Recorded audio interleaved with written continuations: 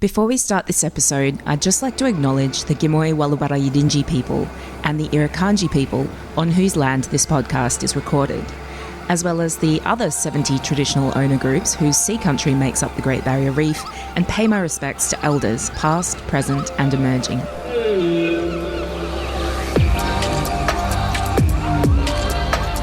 This is Word on the Reef, where marine science meets adventure.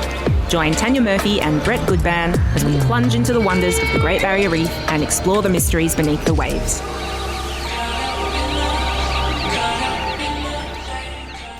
Good morning, everyone, and welcome to Word on the Reef. I'm your host, diver and marine conservationist Tanya Murphy. And joining me, as always, is Cairns Aquarium's marine educator and fish whisperer, Brett Goodban. Morning, everyone. Hope everyone had a great week. Today, we'll be travelling back to South Australia for an update on the devastating toxic algal bloom that's been unfolding there and what it means for the divers who know and love those waters. But first, shocking local news here in Cairns. On Monday, asphalt producer Boral Australia spilled 10,000 litres of bitumen and kerosene into Smiths Creek after a ruptured tanker at their depot leaked for more than 4 hours before authorities were notified. The spill spread quickly into Trinity Inlet, which flows into the waters of the Great Barrier Reef Marine Park. This is obviously very alarming because bitumen can contain heavy metals like lead, arsenic and mercury, while kerosene poisons wildlife, can damage their lungs and immune systems and disrupt reproduction in fish and marine life. And some of those heavy metals that I mentioned from the bitumen can not only be ingested but can also cause harm through skin contact. So it's a danger to the marine life but also to people. And it can also smother mangrove roots and can possibly linger in the sediment for years, contaminating the food web. So when they finally were notified on Monday, the authorities deployed floating booms to try and contain the pollution, but that was somewhat unsuccessful. The pollution was spotted up to a kilometre downstream. Wow. And when I personally visited the Marlin Marina, where the reef fleet is located on Tuesday, I saw blobs of it stuck to some boat hulls, raising the risk of those toxic substances perhaps being carried out onto the reef if any boats were to head out to the reef without realising that some of this stuff is still stuck to their hull. Yesterday, I visited the mangroves near Smiths Creek and the water has cleared because it had been 2 days by then. Most likely a lot of the pollution has flowed away downstream or potentially sunk to the bottom, but also there were still sticky black blobs of bitumen coating the rocks and mangrove roots, and even a few hapless mollusks, which I saw with the tar-like substance stuck to them. And when I was there yesterday morning, there was no sign of any cleanup crews in sight. It was completely deserted, the area. It's not good enough. So the Department of Environment, Tourism, Science and Innovation has urged the public to avoid the area and not to eat seafood from the creek, but it's unclear how long that will be in place for. And also the advice is for boat owners to thoroughly clean their boat hulls before moving around and possibly spreading this substance.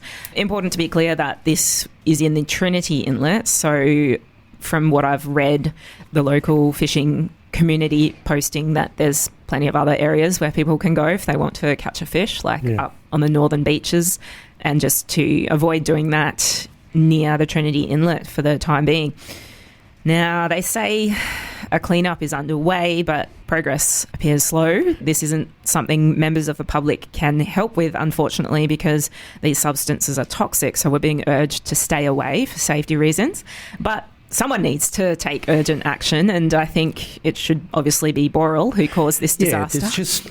I'm struggling for words to even explain how frustrating this is. It just wasn't urgent enough. This is so bad for our mangroves and our animals. They should have been all over that like a seagull or a chip the moment it happened, and they should be still going now. Yeah, the company responsible should be paying for a large team of people with the correct PPE to scrub every last mangrove root and mud crab if that's what it takes. Yep, and go down to the marina and have a look at all the boats and clean those too before they go out to the reef. Yes, so there has been contact information of Boral given out for anyone who needs help cleaning their boat. So if there is anyone that wants advice on how to clean their vessel, contact Boral Australia. But yeah, when so much investment goes into protecting the reef, it beggars belief that a spill like this could even happen in the first place. Yeah. But now that it has, the company should be held accountable, and we should be finding out why it took them 4 hours to report it, by which stage it had already been going for so long. And I think we need a review of how we regulate industry on the edges of our waterways. Yep. Should we really have chemical depots like this sitting right beside a creek that flows straight into the World Heritage Marine Park? That is a very good point, Tanya, and I'm sure that from this point onwards we'll be finding out why and doing something about it, because it's not good enough. Yeah, our community relies on our healthy waterways and our Great Barrier Reef, and the community is going to be taking this very seriously and not letting it rest, I'm sure.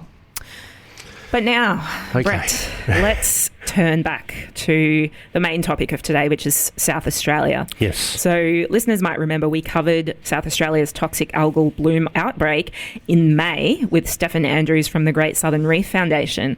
But now it's actually been going since March. So it's been 7 months of this algal bloom, and sadly, the situation has only continued. Yeah, so 7 months since the outbreak started, tens of thousands of marine animals, dolphins, sharks, rays, octopus, iconic leafy sea dragons, have all washed ashore dead. Local people are even choking on the fumes with foam coating their beaches. The cause of this algal bloom is climate change. Unusually warm seas triggered the bloom last summer, and instead of fading over winter, it has persisted. And now summer's on the horizon again. So the toll on communities has been immense, economically, emotionally, and especially for divers who have spent their lives in these waters, watching them suffer these impacts right before their eyes. So our guest today has just returned from South Australia last month, where she witnessed this crisis firsthand. She's a marine biologist, dive master, and the industry engagement officer with Divers for Climate. Sarah Frank, good morning and welcome to Word on the Reef. Good morning. Thank you for having me. Morning, Sarah. Welcome. Great to have you on the show. Yeah, really awesome. So before we dive into that algal bloom, can you tell us a bit about yourself, your background, and how you came to be involved with Divers for Climate? Yeah, essentially my parents were both avid divers, so it was kind of in the blood and ingrained from a young age. They used to put my brother and I in front of the TV, and instead of Teletubbies, it'd be a VCR of old Sydney Harbour dive footage. Oh. So it was, my path was set for me. I studied marine biology at UTS, and that was what led into my postgrad, where I did my honours in coral research. Following that, worked at the uni as a lab tech doing algal culturing, then decided, I want to get out of the lab and onto the reef.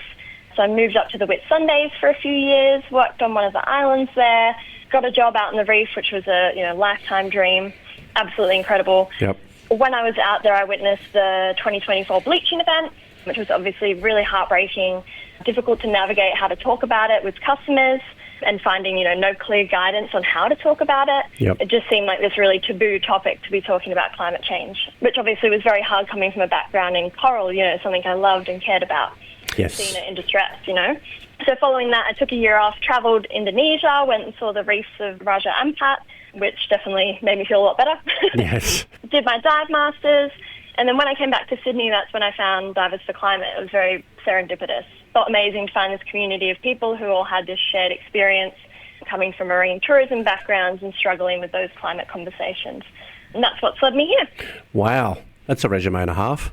So, I guess obviously we've had Yolanda, the CEO of Divers for Climate, on this show twice before. So any listeners out there who missed that, make sure you go back and listen to those ones. But, is there anything else you wanted to say about Divers for Climate, the organisation that you're with? Yeah, so essentially we're a community of divers, and divers is, all-encompassing snorkelers, anyone who frequents the water. And, it's essentially us all coming together under a shared idea of advocating for stronger climate action in our oceans.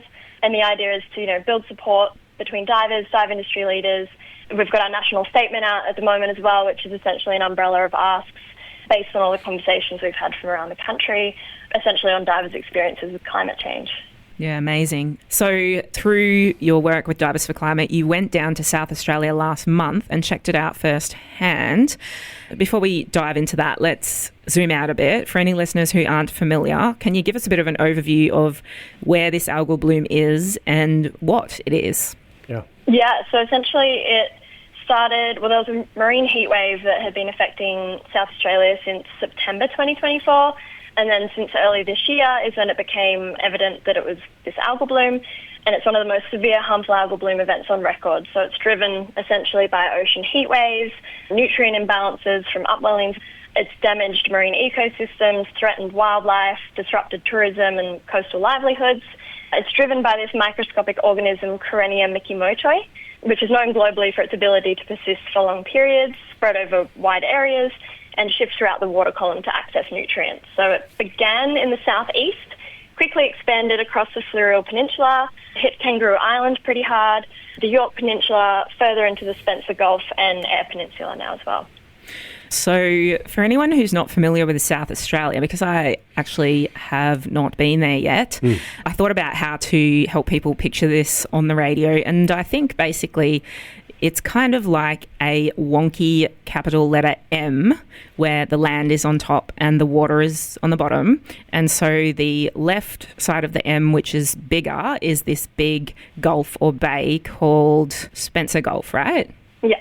And then the right part of the letter M is smaller, and that is called the St. Vincent Gulf. And that's where the capital city of South Australia, Adelaide, is located. And then below that, there's a big island called Kangaroo Island. And so if you can imagine that this bloom has spread through both of those gulfs over the past 7 months, starting in the southeast, as Sarah said, and even affecting the capital city of South Australia, which is Adelaide, of course. And that is more than 4,000 square kilometres of area that's been affected, I believe. Yeah. I think it's at about 4,500, which is twice the size of the ACT. It's not good. So does anyone have any idea when this will be over? I mean, it's been 7 months. Yeah. Any end in sight? Not really. Essentially, it's difficult to predict the duration of a bloom like this.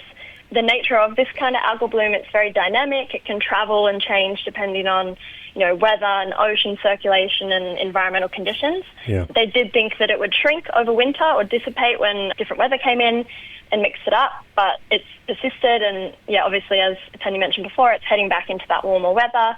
So, the community's definitely concerned. Yeah, it's panic stations, isn't it? We need to try and work out how to get on top of this soon. And it's going quite deep, isn't it? Do you know how deep the algae is affecting down to? Because it's not just on the surface, right? Yeah, no, I'm not sure of the exact depth. I think I've read 40 metres, but Wow. Well, I think Stefan, when we interviewed him, said that's as far down as anyone has dived to check. So it could be deeper, but it would be hard to know, wouldn't it? It's just strangling everything, isn't it? Yeah, well, it asphyxiates the marine life, but can you describe what sort of other effects it actually has on marine life? I mean, most of the marine life's been washing up dead, but is that the only impact that it has on marine life? Yeah, so it affects their gills. I think that's the main effect. Because the cell damage creates hypoxic conditions, obviously, in the ocean. It's also got brevetoxins, which are essentially, you see them with the red tides and that sort of thing. They have a neurologic effect as well. Yeah, so they cause brain damage. So any marine life which hasn't quite died yet is incapacitated by these neurotoxins. It's tragic. Yeah, and then there's other things to consider too, what long-term effects that'll have on future fish, but also the seabirds as well. Has there been any look into the seabirds? Because they're trying to dart in there and grab fish and grab food, so it's not just going to affect our fishy friends, is it? Yeah, exactly. It's going to affect the whole food web, essentially. Yeah. What were you saying before about how the fish act when they're affected? Yeah, just even on the dive that we went on down there, you could tell that some of the species of fish that were still alive were acting a bit strange. They weren't, there was a particular fish, a bullseye that we saw that usually hangs under ledges and in larger schools, and it was out kind of following me. So it was definitely acting a bit strange. It was wandering around lost and confused. Yeah. Sad. So, Sarah, you've been a part of the Divers for Climate investigation into this algal bloom and the impact it's having on the dive industry. So you've been talking to all the tour operators and politicians down there, and you travelled down last month and checked it out firsthand and visited some of them. So you mentioned that you did a dive off one of the beaches right there in front of Adelaide City, which I hear is quite a popular and famous dive spot for the Adelaideans. What was that dive like for you? Yeah, it was definitely confronting. There was, the green tinge to the water. It wasn't great viz, and the fish were acting a bit strange, as I mentioned. Around the pylons of the jetty, there was a lot of dead fish and benthic worms that had accumulated. Definitely a confronting dive, but I, at that point, felt almost desensitized to it, I think, just by talking about it for months and months and being in these meetings. But we went diving with an operator and friend of ours, Manny Katz from Whyalla Dive, and he had done his open water course there, so he knew the site a lot more than we did. As in, like, decades ago, his first dive was there? Yeah, his first open water course he did there, so he knew, the site when it was in its prime, so he was definitely, extremely affected, and I felt, the parallels to that was when I dived on the reef and... On the Great Barrier Reef. Great Barrier Reef, and saw the bleaching event and, revisiting a reef that I've dived plenty of times before, just change in a matter of weeks. So I could definitely relate to what he was going through. Yeah. Yeah, that's terrible. And also, what was it like when you went to have a nice relaxing walk on the beach and get some fresh air? Yeah, it was my last day of the trip and I had no meetings. I wanted to, process and decompress, and I went out to Henley Beach, which is one of the most popular beaches in Adelaide. And yeah, even just in less than 100 metres, could see, weedy sea dragons washed up, different species of fish. And I chose a terrible day to go as well. It was onshore winds, and so that algal foam was definitely present.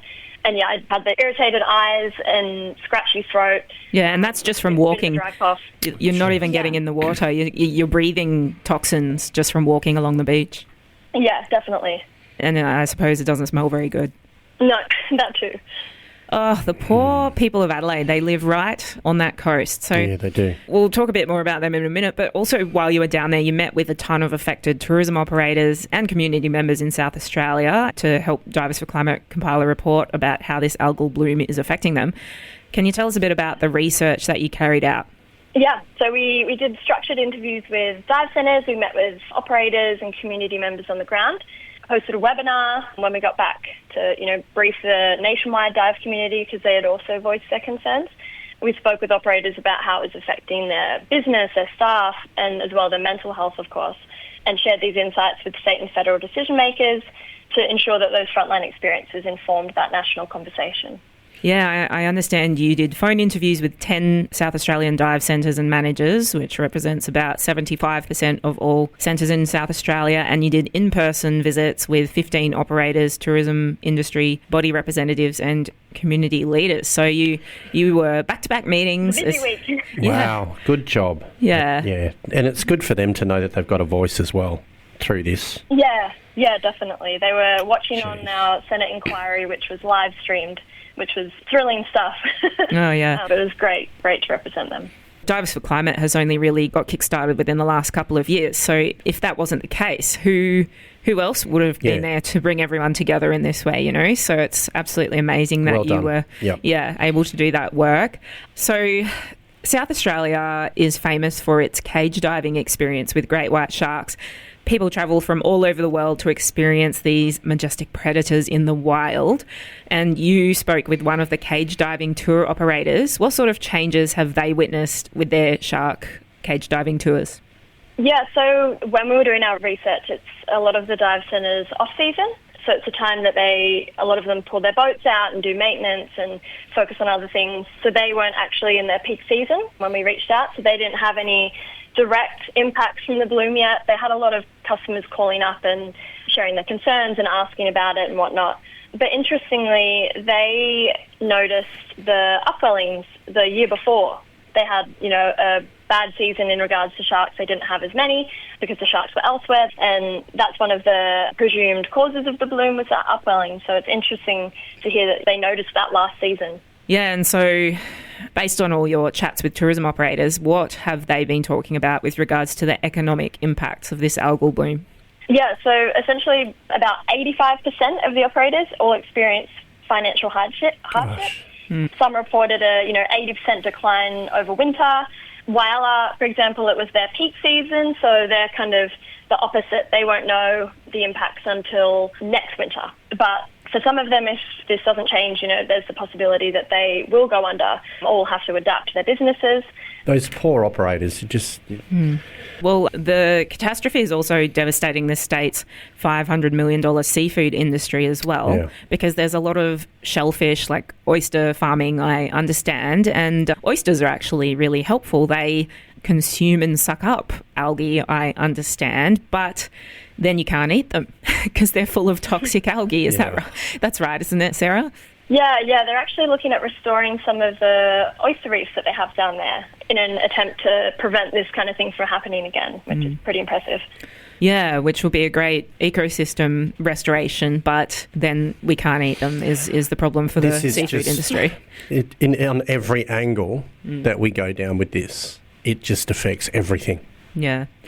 Yeah, so the seafood industry have been pleading with the government to consider a job seeker program to help with a wave of layoffs that the seafood industry is experiencing. And I did read that the South Australia Tourism Industry Council is predicting $1 million in losses for the upcoming spring and summer. And that makes sense because it's not just diving. Not everyone's going to South Australia to go in a shark dive.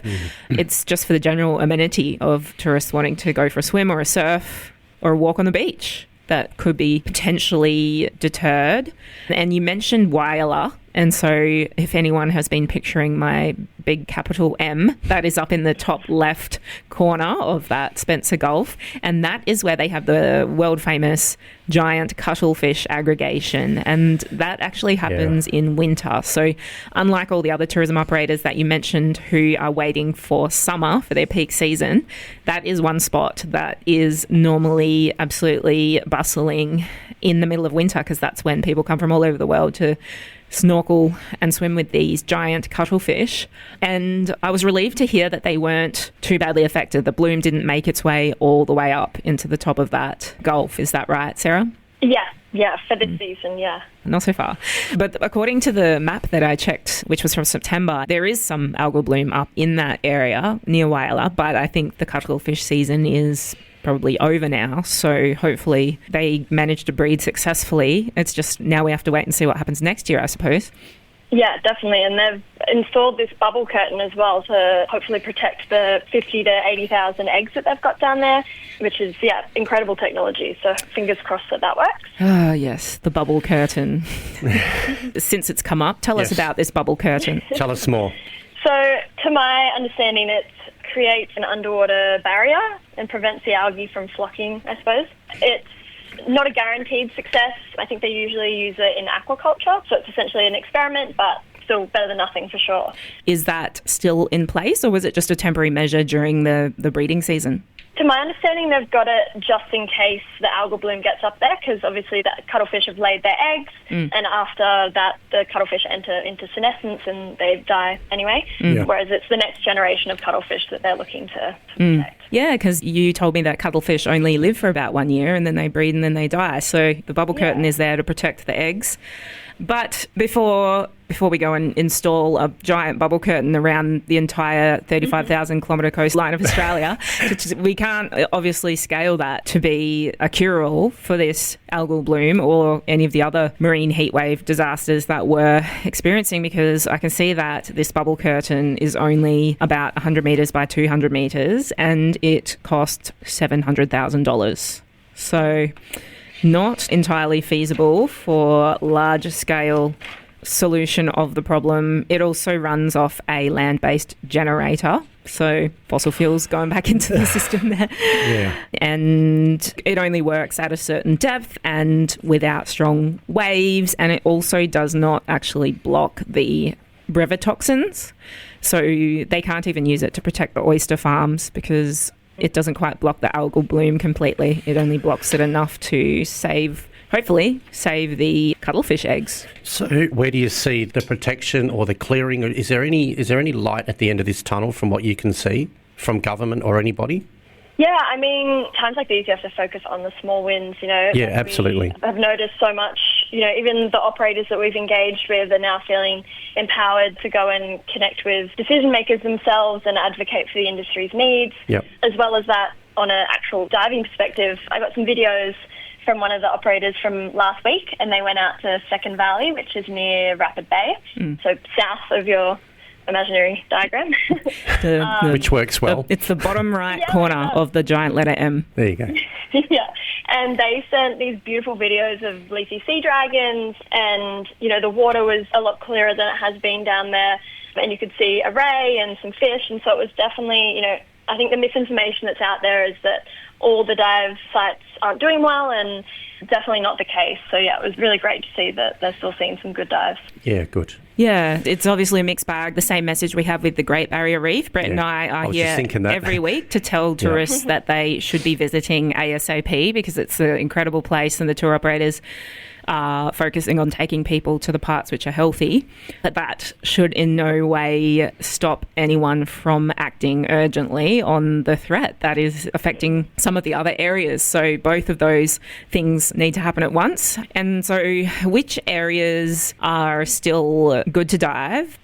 I think due to the nature of the algal bloom, it does shift and change. So what's good one week could be different the next week. But I know, obviously, based on that, the Rapid Bay area and Second Valley and all that is looking quite good at the moment. Whereas, some other sites are affected more heavily, like Port Noarlunga's experienced quite a lot of algal bloom foam at the moment, so it's been unsafe for divers to get in the water. But that can change day to day. Yeah, so I have also heard that the iconic sea dragon, which everyone travels from all over the world to go and spot in South Australia, you can still find them, especially in that Rapid Bay area, in the bottom right corner of the M that you mentioned.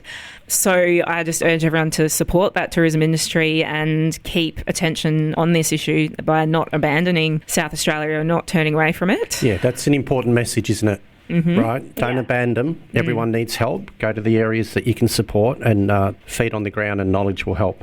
Yeah, absolutely. Exactly. So we've talked about the economic impact, which will continue to probably change and grow. But how does this algal bloom impact human health? So, to my understanding, we do know that people are having respiratory problems, eye irritation as well, from breathing in those particles. I think when you go to the beach, it's important to check, the direction of the wind and all that kind of thing because, as I said, when I went to the beach, it was onshore and there was all that foam and I felt the effects immediately. Like I had that dry cough and couldn't stay down there for very long. So even people with asthma are being urged to stay home when conditions are like that and shut your windows. Yeah. I had a discussion with an elderly couple last week at work. And because I was talking about the algal bloom at the end of one of my shows, and they came over and said, can we talk to you about it? And I spent ages with them, and they said they'd lived on that coast all their life. And just the fact that they have to keep their windows shut, they can't go out the back gardening in the afternoon because it affects their eyes, they can't breathe properly, and they said, and it's all the way up the coast. Do they live in Adelaide itself? Yeah, in Adelaide, right on the coast. So we're talking thousands, maybe tens of thousands of people, maybe even more. Absolutely. Are trapped in their homes and can't go on and get a breath of fresh air. I mean, Aussies choose that Aussie dream lifestyle. Like, we're an ocean-loving nation. We want to walk on the beach. We want to go for a surf. We want to take the tinny out and catch a fish for our family. That's the Australian lifestyle. When Aussies can't go for a walk on the beach, it's just not okay anymore. And not to mention just not even being able to have your windows open. Yeah, well, they were in their 70s and you could see it in their eyes. They were just so gutted their whole life. They'd never seen anything like it. It's devastating. And so what sort of mental health impacts were you seeing from this algal bloom? Yeah. Oh, so many. Every operator that we spoke to said that either they have been affected directly or they've had customers coming in, severely depressed. A lot of staff are worried about job security, obviously. They don't know how long it's going to persist. And so, they're unsure if they're going to be employed. As well, one of our dive operators mentioned that a lot of their customers, due to the nature of Adelaide having lots of great accessible shore dives, a lot of people go for a dive before work because it's so easy. And they do it as like a meditation. And so the loss of those blue spaces for people has been, detrimental. As well, the ethics and morals of taking people diving. An instructor was talking about that, like, how do you deal with that? How do you take someone diving when you're not sure if, of the long-term effects or, taking someone into that environment? So, a lot of people feel very conflicted. Even coming home from the trip myself, I struggled with my mental health with it, just coming back, down there at least there was this community of people all having that shared experience, and then it was quite hard coming home and just, resuming normal life after seeing something like that, Yeah. Well, as I was saying to you, it's like coming home from a war zone. When soldiers are in the field, they have the camaraderie of all their fellow soldiers that have been through the same thing and seen the same horrors. But then when they come back to civilian life and everyone else around them is just like business as usual, they have mental collapse, And so I really feel for you coming back to your home in Sydney. And, you said that when people asked you how was Adelaide, you had to stop telling people about it because no one will ever really get it. Yeah, I think people didn't want the whole depressing story.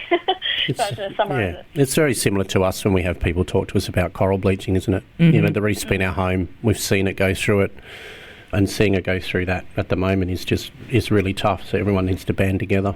Yes, and you live in Sydney, and a lot of people have been saying that, Adelaide has been forgotten because it's not the most famous city of Australia. If this was happening right in front of the Sydney Opera House, then it would be way bigger international news. Did you get that feeling, Sarah? Yeah, definitely. I feel like I remember hearing about this whole event back in March and reading about it online, and was just so confused that no one I'd spoken to knew what was going on. And it just didn't make the media until it hit Adelaide, really. And that's a big point, because I always make a note to mention the Great Southern Reef and the algal bloom at the end of one of my shows. And when I start talking about it and look through the crowd, I can tell who's from South Australia, because they just look at me with their eyes are like donuts, and they start to well up. And then they come up afterwards and go, thank you so much. We weren't expecting it. We feel like we're down here on our own and no one really knows about it. So it's very powerful. Yeah. Yeah. If anyone knows anyone living on the coast of South Australia, reach out. Definitely. We all need to band together when we are experiencing these things, which is why Divers for Climate is such an amazing organisation. Get involved, everyone. There's also another organisation called Psychologists for a Safe Climate, who have been partnering with Divers for Climate on running webinars to help people deal with those feelings of climate grief, I guess. Is that something you recommend, Sarah?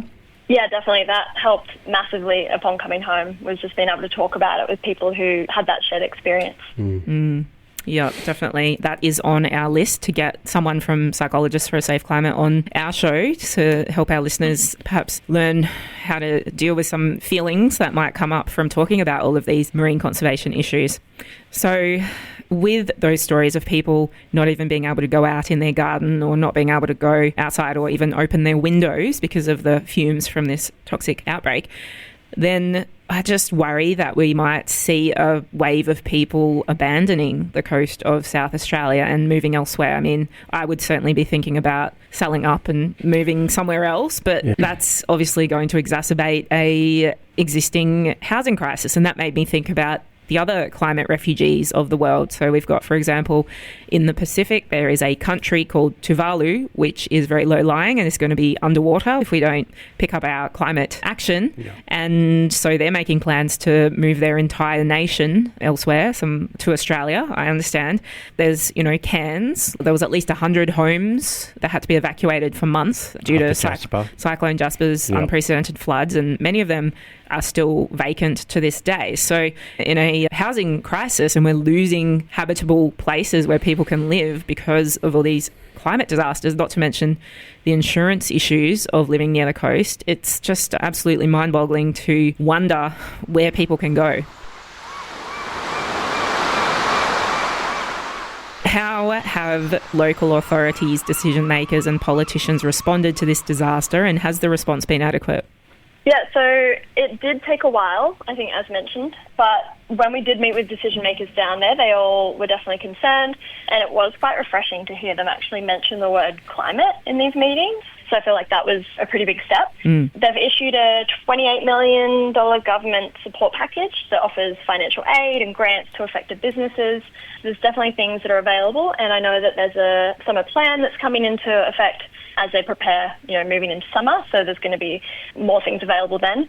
Yeah, that's to my understanding. Yeah, well, my gripe is that the politicians aren't acting fast enough on climate change, because our state and federal governments are continuing to approve new fossil fuel projects.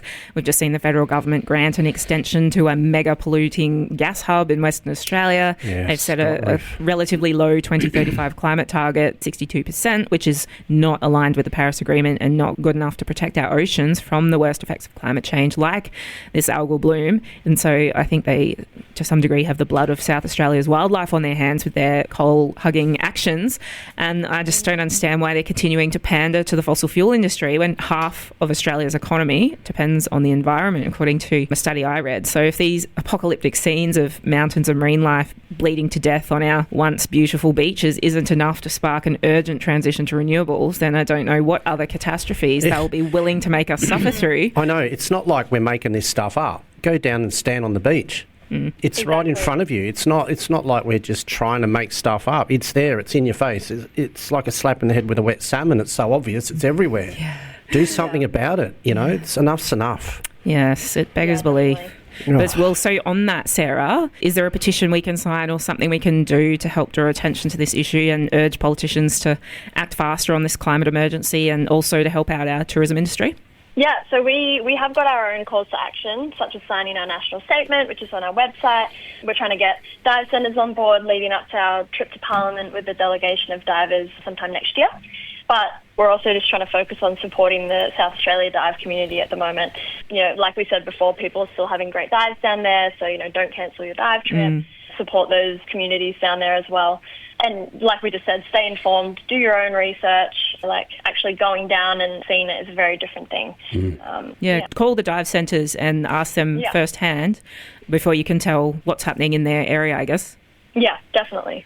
So, I encourage everyone out there to go to diversforclimate.com and sign the diver's statement calling for strong action. And like Sarah said, they're going to take a delegation to Parliament and deliver that statement. More than 40 dive centres have signed it so far, and hundreds, if not thousands, of divers from across Australia. And you don't have to be a scuba diver. You can just be a snorkeler. Anyone that loves getting in that underwater world can sign it and know that your voice is going to be taken to Parliament. So make sure you sign that.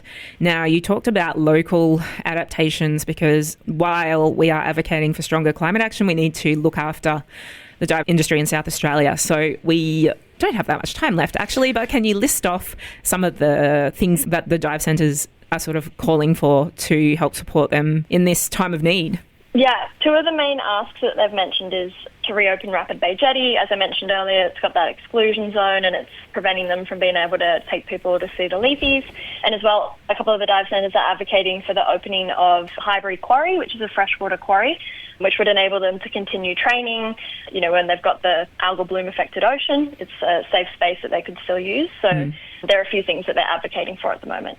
Yeah, and I think Stefan mentioned about getting more funding for more consistent scientific monitoring and getting the tourism workers to help out with that, which is similar to what's happening on the Great Barrier Reef, so that the tourism workers can help with the science and with being part of the solution, and that can sort of help to keep them in a job when there's less tourists as well. And just improvements to the forecasting system so people can get more information more quickly about the algal bloom is something that I've heard people asking for as well. Yeah, they've been wanting to be able to, predict if this summer's going to be a bad one, then they might focus more on domestic trips and stuff like that. Just being able to predict it and forecast it would mean that they can plan accordingly. Absolutely. So, a Senate inquiry led by Green Senator Sarah Hanson-Young is currently examining the toxic algal bloom in South Australia, focusing on its environmental and economic impacts and investigating communication breakdowns between state and federal governments over the algal bloom. The inquiry has gathered submissions and heard evidence from many experts, industries and government officials, highlighting the bloom's unprecedented scale, which pre-existing control methods were not ready for. So, Sarah, you and Divers for Climate CEO Dr. Yolanda Waters sent a submission to the Senate inquiry with all your findings from this research that you did in the tourism industry, and you also appeared and spoke at the Senate inquiry last week. What was that like? It was great, yeah. We felt very much like fish out of water with our borrowed blazers covering up our ocean tattoos. But yeah, it was definitely a pretty exciting experience to be able to represent the dive community in that space. Yeah, it's so inspiring to know that people can get involved in the political process. It's something that, if there's an environment or a cause that you care a lot about, you can actually go into a Senate inquiry and talk to politicians about it and be part of the conversation. So get involved with Divers for Climate, everyone. Absolutely. And obviously, as Sarah has mentioned, not everywhere in South Australia has been impacted equally. There are still sea dragons galore to go and see. So make sure you still go and support the South Australian tourism industry. Yep, absolutely. And also their beautiful wine, the Barossa Valley. Oh, absolutely. There are many other amazing things to see on that coast as well.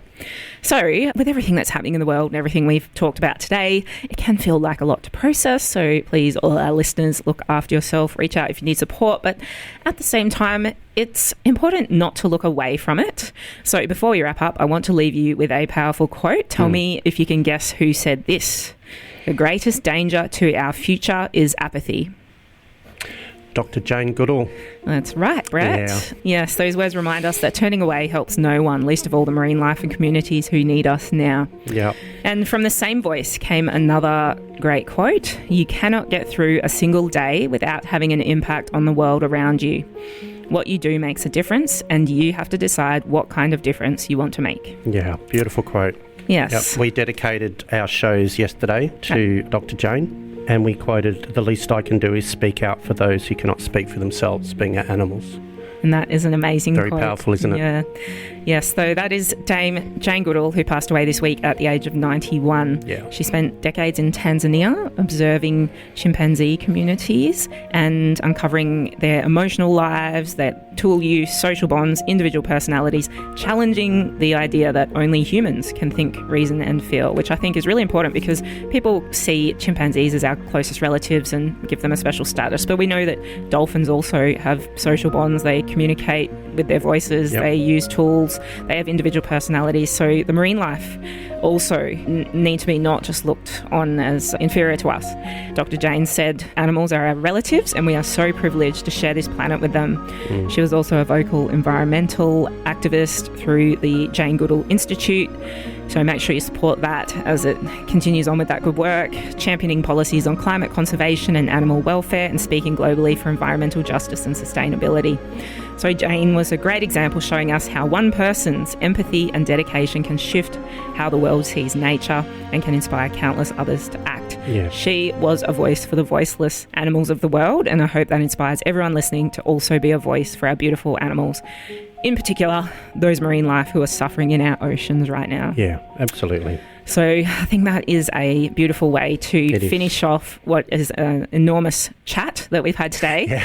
Sarah Frank, marine biologist, dive master and industry engagement officer with Divers for Climate. Thanks so much for your amazing work, and thanks for joining us on Word on the Reef today.